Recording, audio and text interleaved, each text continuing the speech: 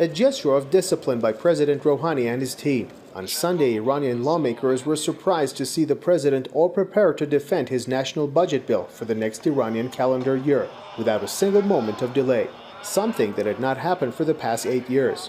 The government presented next year's budget right on time. This could have a very positive impact on the country's financial discipline and allow civil projects to go forward according to schedule.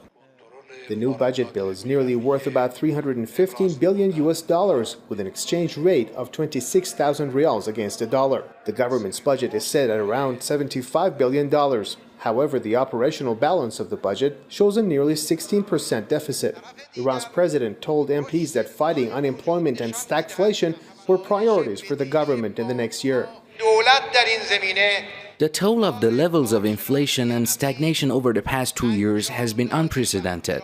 The administration's main concerns are to create jobs, curb runaway inflation, and boost economic growth. President Rouhani's budget bill stresses on increasing oil revenues devised on an average oil price of $100 per barrel. But figures show that just less than $31 billion, about 10% of the entire budget, is based on oil exports.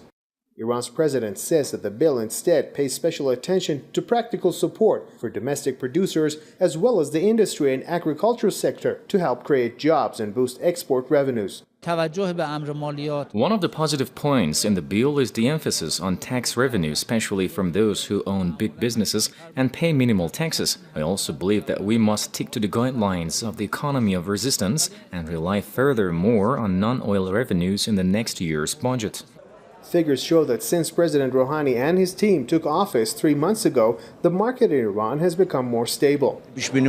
Our forecast for next year's inflation rate is something between 19 to 20%. Fluctuation of currency rates have minimized and the inflation rate has gone from above 40% to 36%, increasing hopes for a better economy in the next Iranian calendar year, which begins on March 21, 2014.